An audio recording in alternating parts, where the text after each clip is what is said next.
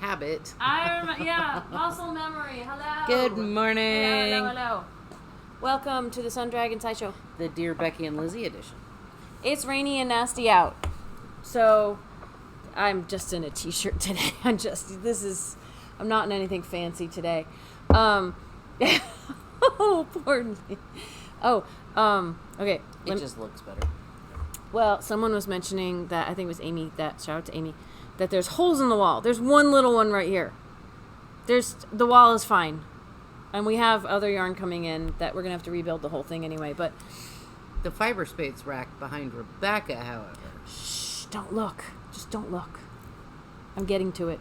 Hi, I'm Rebecca. I'm the owner of Sun Dragon Art Fiber in rainy and nasty and going to be this way all day, Brevard, North Carolina. I'm Liz. I'm the minion there. And no, my hair is not wet from being caught out in the rain. I just didn't want to use a blow dryer this morning. So, it is what it is. It's the Dear Becky and Lizzy edition today. It is. And you said we had a couple questions. We do. We do? Okay. Is there a reason this is here? Yes, because the first question is... Oh. Yeah. That's right. Okay. So, go ahead. I'm going to be quiet. I have told you about the first question, although,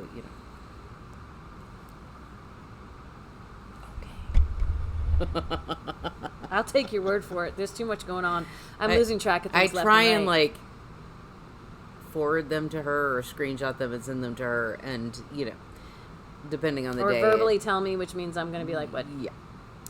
Okay, first question. Mm-hmm. Dear Becky and Liz, your podcast always brings joy to my day. I have a question for Liz. I absolutely love the crocheted edgings you add to your sweaters. If I wanted to add that to my ranunculus, would I bind off before the ribbing at the bottom or use that edge to pick up for crochet? And use that edge to pick up for crochet. Is it a basic shell stitch? Thank you again for all your help. And to Rebecca, I don't think I would have attempted the ranunculus without your help with videos. Grateful for you both.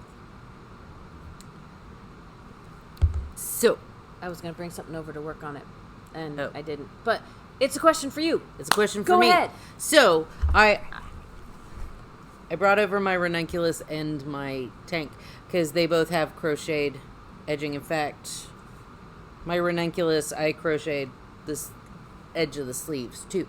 So, I don't bind off my knitting before I start crocheting. Let me put this one up closer so you can see it. There we go. So what I do is when I'm ready to start my crochet row, I take 2 knit stitches and crochet them together straight off. I've tried one knit stitch by itself, and the crochet stitches are a little heavier than the knit stitches, so I just crochet off 2 stitches into either 1 or 2 crochet stitches. If I do 1 crochet, I take a double crochet. If I do 1 double crochet into 2 knit stitches, I'll chain 1 in between just to keep the number of stitches going. Yeah.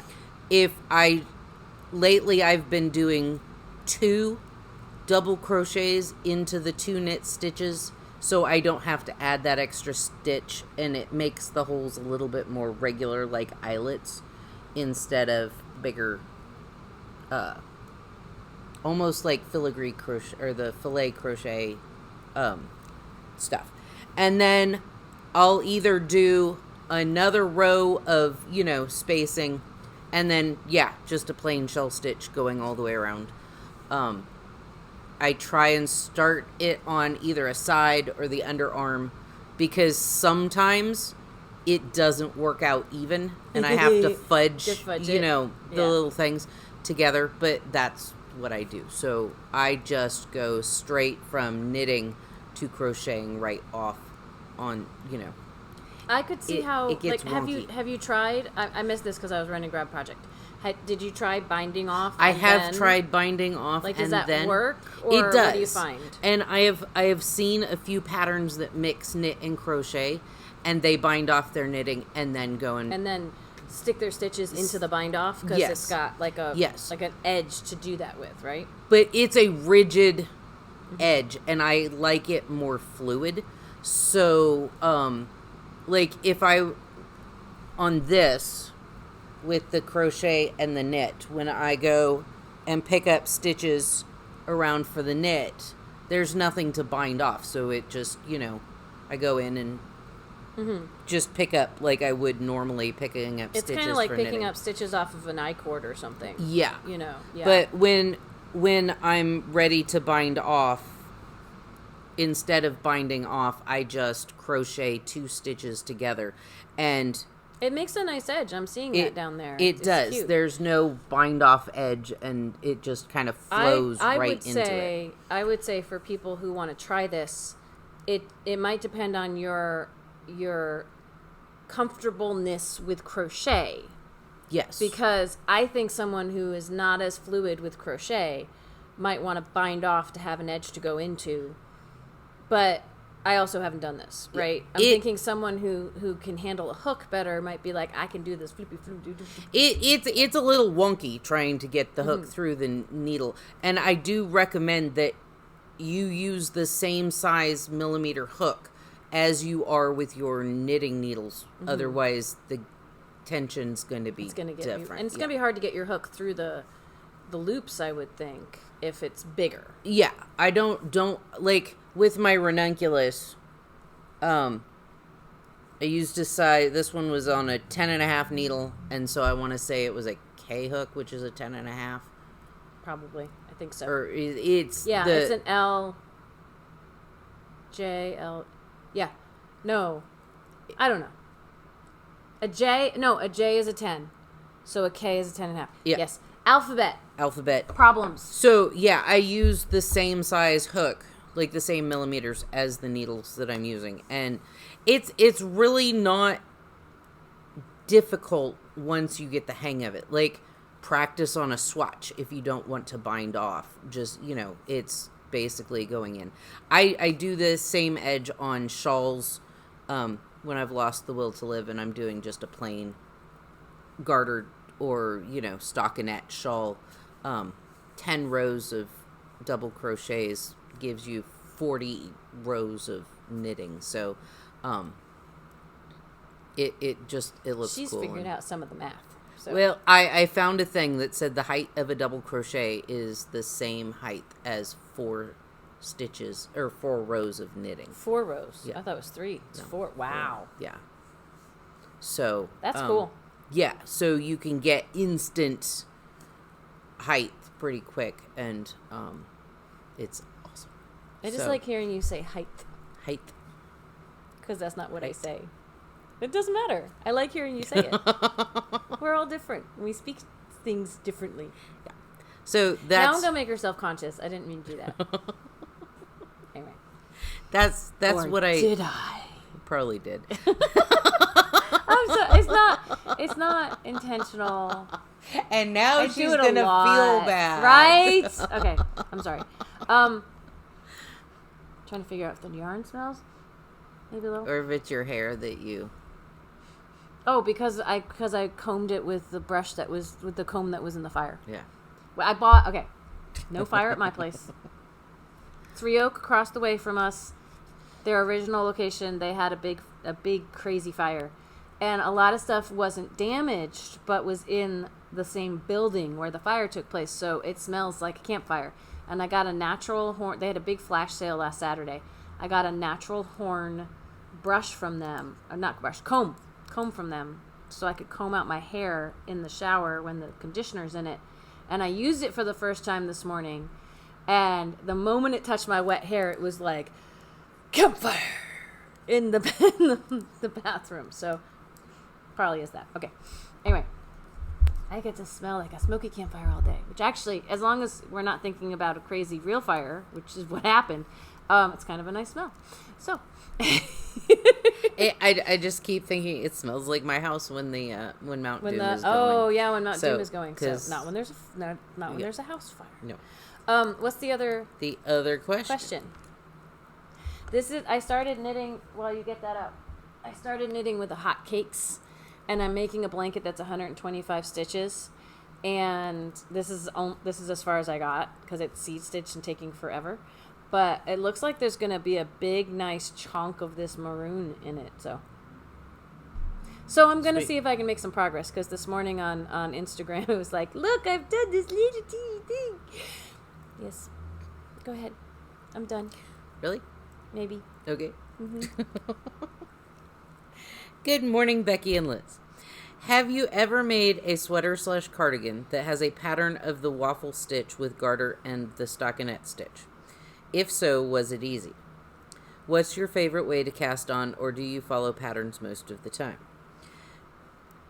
Everyone like, comment, and ring the bell. All the fun stuff. I just want you both to know that that's my favorite part of the sideshow, besides all of the stories, plus all of the beautiful yarns. See you soon. Love, Knitting in the Dark. Okay. So, waffle stitch with garter and stockinette. Mm-hmm. I'm thinking maybe it's like the basket weave kind of thing. That there are some patterns that... Here's the thing. I use patterns a lot. I don't tend to improvise. Like, you do a lot more improvising than I do. And and we'd have change needle sizes and yarn more often than... Well, but the whole crochet thing. Yeah. Anyway. But, yeah. But we digress. So I can think of like the Market Square bag kind of had a basket weave looking thing that it wasn't garter and stockinette though, because to back up a second for people who are maybe new to knitting and joining our podcast for the first time and going, what? Like, we're starting to speak a foreign language here. Garter is what happens when you knit every row and you get this squishy, bumpy texture. It's one of Liz's favorites. Yeah, because there's no purling. But it's... Unless you're in the round. You've got the front and the back, and... Okay, that phone call could... The front of a knit stitch is flat, and the back of it's got the bumps on it. But then when you turn around and knit another row, you have the back bumpy part, and then you put the flat part over that. And then you turn and knit another row. I can't turn my... And then put the bumpy part. So you get this squishy texture. Like this... The bottom especially of my Room with a View shawl, that is garter, and it's squishy and expands, but it's got ridges in it.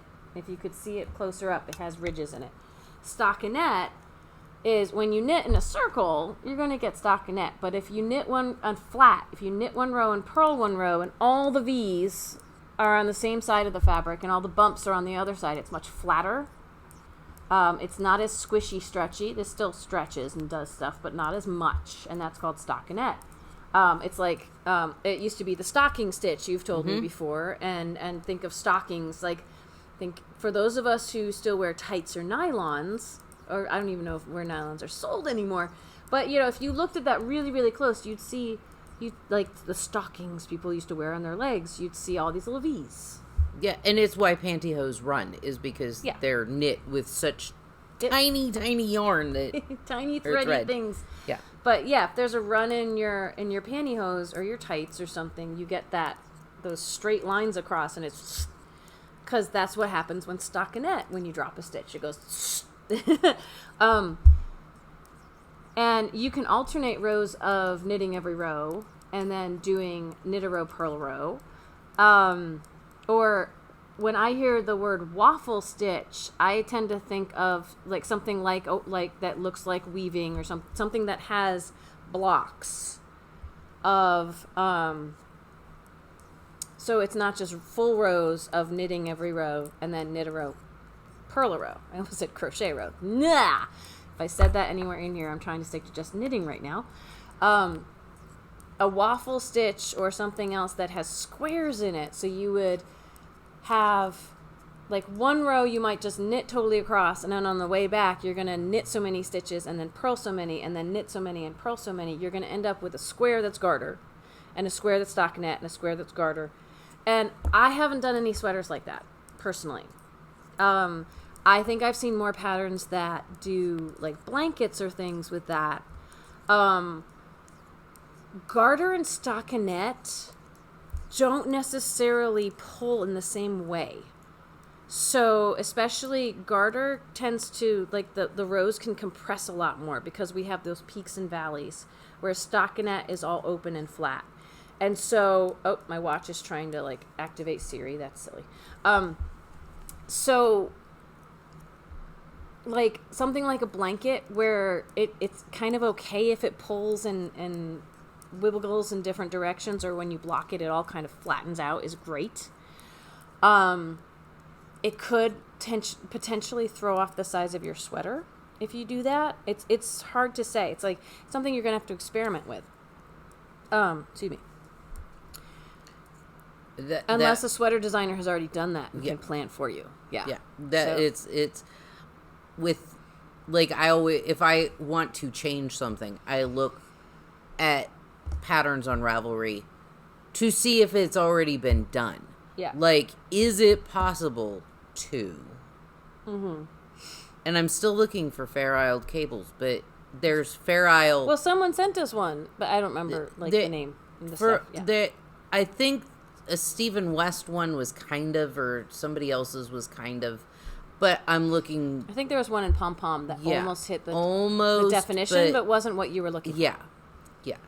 So can we go back to because there was multiple parts to that question, but I also want you to reread the waffle stitch thing. Have you ever made a sweater or cardigan that has a waffle, or has a pattern of the waffle stitch with garter and the stockinette stitch? So the really short answer is no, we have not. The longer answer is there's a really good chance that, like, the fabric will be a little funky. It might block out, it might not. But the squares that are garter, if we're talking about squares of garter and squares of stockinette, the squares that are garter are going to pull up a little bit. And sometimes that can make it look more like it looks like woven fabric. And sometimes that can mean the fit of it is going to be a little funky. So I haven't really done it, though, in an actual sweater. So, if so, was it easy? I would think, like, technically knitting it, if it's following basic instructions for a sweater or cardigan, that won't be challenging. That will be easy. It's just keeping track of where, like, you might want to use stitch markers to keep track of where your knits and purls need to be. Shaping and increasing could be a bit complicated. That's why if you can find a pattern that already does it for you, right? Yes. Sometimes they'll just say, do this in pattern. So you'll have to know if you decrease or you're increasing, when to switch from your knits to your purls and things. So that becomes a question that is hard to answer, because what one person thinks is easy, another person's going to go like, that's mind-blowing, I can't do it. On a scale of cables to brioche. Yeah. Which are both at the end of the spectrum. That's how about this? On a scale of garter to brioche, I'd put it in the middle, maybe somewhere, maybe towards the garter end, but it depends on how good you are at keeping track of what, like, reading your stitches and knowing what the pattern is supposed to be, so you can keep it going. I'd use lots of stitch markers. Right. But see if you can, sometimes people will tag their patterns on Ravelry so you can search by waffle stitch or something. Mm-hmm. But off the top of my head, I don't know. What's your favorite way to cast on, or do you follow patterns most of the time? What would you say? More often than not, I do a long tail cast on. Mm-hmm. Unless the pattern calls for, like, a provisional cast on. Mm-hmm. You keep going. This is... My zombie sweater thing, it called for a cable cast on for going back across the loops, because you bind off and then you add more. And the cable cast on is firmer, so I did that you can't long tail in the middle of the row. You can't long tail in the middle of a piece anyway, but that's a cable cast on is a preferred cast on for when you're adding stitches in the middle of something like that, right? Because it gives you a firmer edge than maybe just backwards loop. If I'm doing armpits on sweaters, well, not armpits, but casting on the extra where stitches. Where your armpit's gonna go in. The armholes. I do the same thing. Yeah, you do what? I do the backwards loop. So do I. At this point, sometimes patterns are like, "Hey, do the cable cast on for 7 stitches," and I'm like, backwards loop. bloop, bloop, bloop, bloop, Yeah, bloop, bloop. but That's just kind of taking the yarn and flipping it and sticking it on. Depending on which hand you hold the yarn in, you do it a different way. You finish and then I'll... most of the time, unless it's like a super specific cast on, like the provisional cast on. Has a specific function, yeah. So that's why you do something different. Yeah. Mm-hmm. Most of the time it's like, hey, do this cast on or long tail, except for like a provisional. And so I'll do a provisional, but most of the time I do the long tail. I want to do the German twisted, stretchy one, but I can't figure it out. That's the very scientific name for it. Yes. I haven't watched your video on it, so, Yeah. I agree with most of what Liz is saying for me, too. Short cast-ons, like for underarms, I do the backwards loop. The backwards loop is what most people learn when they're learning to knit because it's easy. But if over a long number of stitches, it's one strand, and so it has it can have a very irregular shape to it. Or by the time you cast on all these stitches just with a backwards loop, and then you knit back, and you suddenly have this big gangly thing at the end because the tension is weird, because it's only one strand. Yeah. And it can be really fiddly to knit back across. So that's why I only tend to do it with small things in the middle, like underarms. When I teach people to knit, I teach them long tail. You look like you're going to say something. I was going to say I use backward loop for my increases too. I don't do make one right, make one left. I just do a backwards loop. Which is related but adjacent. Yeah. Just, throwing that out there. There's so many ways to increase too. When I teach people, I teach them long tail, which they look at me like I'm crazy when I first do it, but it's like it's 2 strands of yarn, so there's more structure to the cast on, which gives you more flexibility and makes the next row easier. That kind of, it's my default often. Although I will say yes. You look like you have something to say. I was going to say that the long tail cast on is actually a row of knitting. It might be. I don't want to confuse people, though. I don't count it as the first row. Well, no, but it looks exactly like it's. You're kind of knitting with your fingers. Yes. If you examine it enough. Yeah, I don't do that. I don't count it as my first row. That's why I just don't want to confuse people. No, it's okay. But it's more of a knit. It's like in crochet, a foundation instead of just a chain, where the chain is wobbly, but the foundation gives you a little firmer. That's a good edge. analogy. I like that. I'm going off and then I hear this from next to me, and I'm like, before you lose it, say it. So long tail is what I teach, and it tends to be my go-to if no one specifies. More often than not, German twisted is my go-to right now because it's like long tail with a little, like, until you know how to do it, it looks crazy. But it uses 2 strands of yarn, just like long tail, but it has a little more stretch to it. Has a little more, it might use up a little more yarn, but to me, it uses a little more of both of the strands of yarn, and it gives me some more flexibility in there. This blanket that I'm making the smallest size blanket of 1 by 5410 Studio, and it was 125 stitches. When it's this long, I can either measure out for long tail. What I did this time, I did a cable cast on for the bottom of this, which is, it's like a knitted cast on, but once you have a couple of stitches on there, instead of knitting into a stitch and you knit in, I call 3/4 of a stitch, but instead of pulling the stitch off and moving it like you would when you're knitting, you leave the stitch you've been going into and pulling up the loop. You leave it on the needle and add what you pulled up on, so you keep adding on to the left needle.